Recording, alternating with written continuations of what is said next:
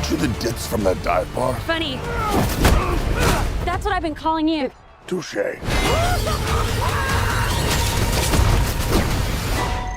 Hey, I was just touching base to see when you think you might be coming back. You know, I'm just worried that you're not going to find your stride here if you keep going off-world all the time, Kara. I'm worried you're not going to find your people. Yeah, well, that's the thing, Clark. I have no people.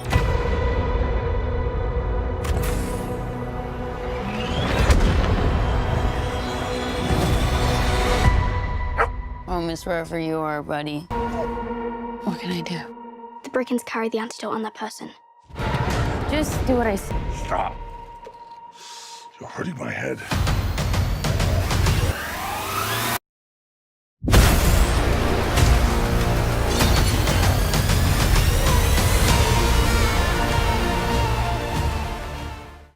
Welcome back, everyone. It's Charlie. James Gunn released a new Supergirl trailer. There's a bunch more scenes of Superman now confirming his role in the movie. I know there's going to be a bunch of questions about how this crosses over with Superman 2, Man of Tomorrow, because it takes place before that movie, confirmed by James Gunn now. So there is a strong chance that she also might cameo in that movie now, too. And of course, we have a bunch more scenes with the main man, Jason Momoa, as Lobo. So we will break it all down. You could definitely tell some of the notes they got when they were making this movie was put more Superman and more Jason Momoa Lobo in it is as much as the movie can handle. What we'll do is start at the beginning of the trailer and just work our way through shot by shot, talking about Easter eggs, WTF moments, because there is a lot of new scenes of Superman trying to contact her, but the idea is that she's on her spaceship near Ruthie's planet, but she still has her powers, like she's still floating in space in her costume without the need of a mask, so she's still under a yellow sun, technically. There were a couple reshoots recently, and I believe they added this scene of Superman talking to her on the radio, or like this communications device. And the idea is they're trying to bridge the gap between this and Superman 2, Man of Tomorrow, because that's like the next real big canon DCU movie. Technically, Clayface is canon, but it's not really connected to Man of Tomorrow in the way that Supergirl is connected to Man of Tomorrow. I believe there's supposed to be another tag scene of him at the end of the movie, because at the end of the Woman of Tomorrow comic book that they're adapting for the Supergirl movie, she goes back to planet Earth. So I think the idea is at the end of this movie, after the threats are resolved, she goes back to planet Earth, and supposedly David Cornswood filmed a scene with Millie Alcock when he was in his Superman suit in entirely Kryptonian, so they'll have a conversation together entirely in Kryptonian at some point. I believe they said that 5 distinct languages are spoken in this, and there are a number of different worlds that they started promoting and that we see during the actual trailer here, which we didn't see in the last big teaser. In the original comic book, there are 9 different worlds that they visit. I'm not expecting to see every single one of the 9 different ones. They probably slimmed it down a little bit, just because they don't have the runtime to do the entire comic book page to screen. If you keep going off-world all the time, Kara, I'm worried you're not going to find your people. You notice during his conversation that he's actually worried about her because she just seems like she's not fitting in on planet Earth, and he's worried that she'll never fit in unless she tries a little bit harder. So a really big part of the original comic book story and what they're adapting for this movie is her dealing with her grief over the loss of her people in Argo City, her family, which is obviously a little bit different, similar but different from Superman losing his parents in Krypton, which also happens to be one of the planets that we'll visit and one of the other languages that we'll hear. I already talked about them speaking Kryptonian, but like we're actually going to be on Argo City with a bunch of Kryptonians speaking Kryptonian to each other. Then they do a flashback to Argo City to show how she found Krypto on Argo City. He's a Kryptonian dog, which is why he has powers, just like Superman and Supergirl. But if it wasn't clear, what's happening here is that she's with her father, Zor-El, who's played by David Krumholtz. You can actually see him in this scene here. And it seems like they're in the middle of the funeral procession for her mother, who has succumbed to kryptonite poisoning. I think that's the idea. But when Zor-El domed Argo City and it started floating through space, the kryptonite, like the actual ground itself, became irradiated and started poisoning all the Kryptonians. So part of the idea is that everybody that she knew that was living there, including her family, started slowly dying. So there were just more and more people. Eventually it turned into a ghost town. And then we later see in the trailer with Zor-El sending her in her pod away to save her from the same fate. But the side note here too is that Krypto was somebody else's dog in Argo City, and they died also too from kryptonite poisoning, and he was left as a stray to try and survive on the streets, and she just happened to find him. If it was not clear, this is the destruction of Krypton, so we'll also visit Krypton for a little while too. So you have to imagine during Krypton's destruction here, during this scene, on a different part of the planet, Jor-El is firing Superman's pod off in a different direction to planet Earth, while Zor-El is doming Argo City and they're escaping with an older version of Kara. One of the next logical questions, if Supergirl was older than Superman originally, why is Superman now in present day older than Supergirl? When Superman was a baby and his pod went to planet Earth immediately, he wasn't held in stasis for as long as Supergirl was when Zor-El eventually put her in her pod later in the timeline. So the whole idea is that between this scene of Zor-El putting her and Krypto in her pod, sending her to Earth, in her arriving on Earth, Superman was busy growing up into an adult, which is how he got older than her while she was in stasis. James Gunn hasn't really clarified if he's changing any of the lore or which version of Krypton's destruction he is doing, if he's going to tie Brainiac to that destruction. There have been different versions across all the different comics, like different reasons for why Krypton is destroyed. We jump forward to one of the space bars that she's drinking at the beginning of the movie, and the whole idea is that Superman was actually chiding her a little bit for going away to get drunk at all these different bars under red suns. Like, she does this on a regular basis. This isn't the first time that she's done it during the events of this movie. This is also why that Supergirl post-credit scene during the Superman movie was meant to take place before the events of the Supergirl movie. Like, she takes Krypto, like, oh, thanks for watching my dog. They take off, and then you have the events of this movie where she goes off and does it again. Okay, well, this is why he has behavioral issues. No boundaries. We see her take her ship to what looks like Ruthie's world, where she's going to another bar, and the actual real plot of the movie picks up where she runs into Krem of the Yellow Hills. They kind of use it like a camper van, like she's on a camper van on another part of the universe. Notice that she's watching an old-time black and white movie. I can't quite tell what movie this is just because the footage is a little too blurry in the background, but if you think you can spot which movie in particular it is, just write it below in the comments. You also notice that she's feeding Krypto human food. That's bad. Don't feed your dogs human food. My assumption is that all the stuff that she has plastered behind her on her walls, like all the little keepsakes, mementos, are just things that she's picked up in her travels across the galaxy, across the universe, while she's been going to get drunk at all these different places. Not totally clear which planet she's on when she's crowd surfing here drunk, but she's under a red sun. You can kind of chart the progression of the movie based on whether or not she has her powers back or not. Then on Ruthie's world, we see Krem of the Yellow Hills and his band of space pirates come after her, and it's not totally clear how they're changing this plot from the comics, because in the comics, it was actually Ruthie that led Krem of the Yellow Hills to Supergirl when she was seeking Supergirl's help to deal with Krem, who had killed her father. One of the other really big changes from the original comic is the way that they've made Krem of the Yellow Hills look way, way uglier, like way, way worse. In the comics, he's kind of a himbo the way they depict him. My assumption is the reason why they changed this is because they probably put this forth to test audiences, and they were worried that people would start rooting for Krem if they thought that he was too handsome.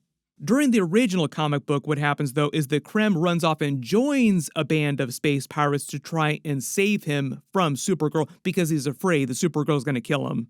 They're kind of making it seem like during this movie he's already a member of a band of space pirates. Then the actual inciting event of the real plot is that Krem injures Krypto, and she's worried, Supergirl is worried that he's going to die. He's been poisoned unless she finds the antidote. So it's basically like Supergirl goes full John Wick. How dare you come for my dog? A little bit of time has gone by. Krem has stolen her spaceship, and she goes to Ruthie looking for a doctor who might have an antidote or be able to heal Krypto. And a really big part of the movie is then her chasing Krem down, thinking that Krem is the only one that has the antidote to the poison, or at least so Ruthie thinks. She tells Ruthie that they need to find Krem to get the antidote. So at least at the beginning of the movie, they want to make you feel like the stakes are based on Krypto's life, like will he live or will he die? You notice she's got a little watch with Krypto's picture in it. Maybe it's a Kryptonian keepsake, like maybe her father gave her the watch and she just put Krypto's picture in it. We see them leave orbit of Ruthie's planet. Notice the red sun in the background. That's why Supergirl couldn't one-shot all these different people because she didn't have her powers when they attacked her. We get a little montage of Krem of the Yellow Hills and his band of brigands, and Ruthie tells her history with Krem, and they are doing the bit where Krem killed her father. This is basically what's happening here with this battle, with him killing this person. This is meant to be her father. During the original comic book, there was a king that ruled the area of the planet where Ruthie lived, and Krem was a king's man who was tasked with going around ensuring the loyalty of all the different subjects. So this is how Krem came to her homestead and wound up killing her father. Ruthie then vows to get revenge and seeks for a person to hire to help kill Krem, and eventually lands on Supergirl, so that's how Ruthie gets involved with Supergirl. Then they basically use the rest of the movie with Supergirl and Ruthie chasing Krem across the galaxy, across the universe, as a parallel for them to both deal with the grief over the loss of their respective families. Supergirl processing the loss of her family on Argo City, the Kryptonians, the loss of Krypton, all of her people just in general, and Ruthie processing the loss of her father. Not totally sure which spacebar they wind up on, but they go to a new planet, they go to a new spacebar, and they use this for the big Lobo Jason Momoa reveal. He just happens to be also getting drunk at this bar. If you're not a big comic book reader, Lobo is an intergalactic bounty hunter. He's not meant to be totally evil or totally good, but usually he winds up being an antagonist in most superhero stories, like he's a big antagonist to Superman. He is not part of the original comic book that they're adapting for this movie. He is a change, but they wanted Jason Momoa to be in this movie. They want Lobo in the DCU, so they just felt like a good opportunity because he shows up in a lot of Superman, Supergirl, super family type of stories. He's one of the few characters who can also go toe-to-toe with Superman and Supergirl because of the way his powers work too. Whatever winds up happening here, they wind up getting into some giant bar fight, and it looks like she has her powers back because she basically tells them that she's going to hand them their asses, and while they're having their knockdown drag-out fight, she's just kind of wiping the floor with them. Lobo gets pissed off because she's interrupting him getting drunk. Probably one of the biggest parts of this new Lobo footage is hearing more of what he actually sounds like, and Jason Momoa is using a very different type of accent, so you can post your reactions to what you think he sounds like. Like, do you think this is a good accent? Do you like his portrayal of Lobo so far? Personally, it just feels like he was born to play Lobo. Like, he was a great Aquaman, loved him during Zack Snyder's DCEU, during the Aquaman movie, Justice League Snyder Cut, all those movies just in general, but it just feels like he was always born to play this character, Lobo. He doesn't even really need to act that much, just like put a little bit of makeup on and just be Jason Momoa. We get a little bit more of the flashback to Argo City with them burying her mother, like the funeral procession for her mother.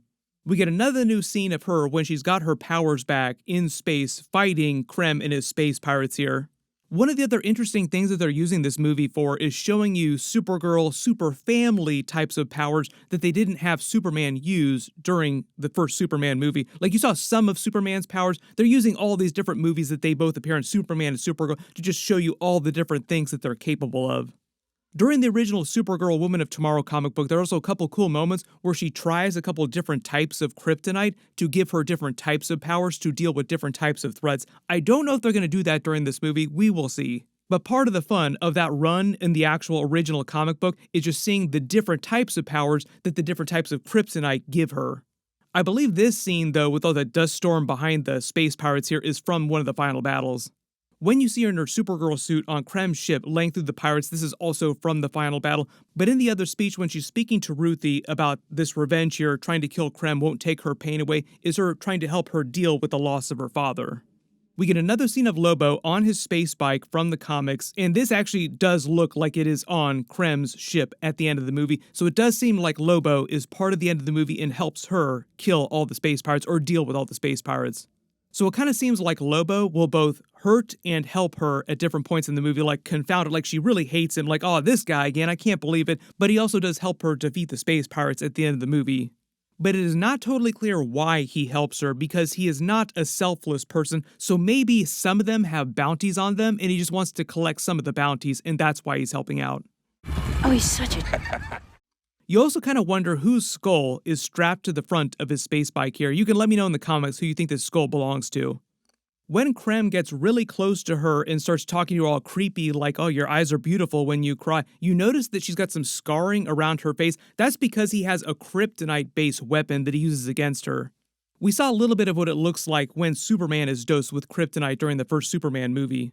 That it kind of looks like this scene of her on her bed with Krypto just tearing up all of her sheets and her pillows here is on Earth inside a human house. My assumption is they'll use at least a little bit of the movie to explain what her life on Earth has been like. When she says there's no home without you, buddy, she's talking to Krypto. Then, of course, they end the trailer with a post-credit scene. It wouldn't be a DC or comic book-based movie if there weren't a post-credit scene for the actual trailer. And in the tag scene, it's just one of the many battles with the space pirates that Lobo is part of, and they just make jokes at each other about them both being bimbos, or himbos in the case of Lobo. We also get a look of him using his weapon from the comics too. This is meant to be comic book accurate. Maybe if we're lucky, we'll also see them use some of his more creative powers, like he can regenerate himself from a drop of blood, so hopefully we'll see a version of that during the movie where somebody like chops a limb off or he just regenerates himself super fast.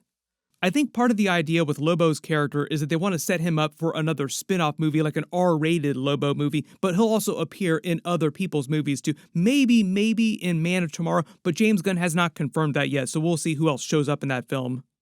Everybody post all your reactions in the comments below and how you want them to weave Supergirl in with all the upcoming DC movies too, because she is supposed to be a big part of the DCU going forward, even if they don't do a ton of Supergirl sequels. There's going to be a bunch more trailers and teasers for this as we get closer to the movie coming out, so I'll do more videos for it as we do get more of those. We see more of the characters and we find out more what's actually going on, how she fits in with all the other upcoming DC movies.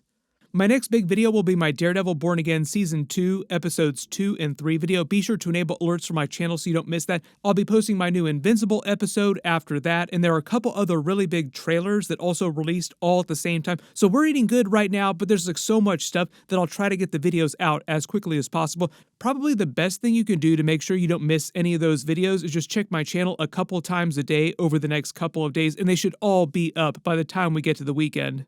Maybe I will still be alive, but everybody click here for all my other Supergirl, Lobo, and Superman trailer videos, and click here for all my Daredevil Born Again episodes. Thank you so much for watching, and I'll see you guys in the next one.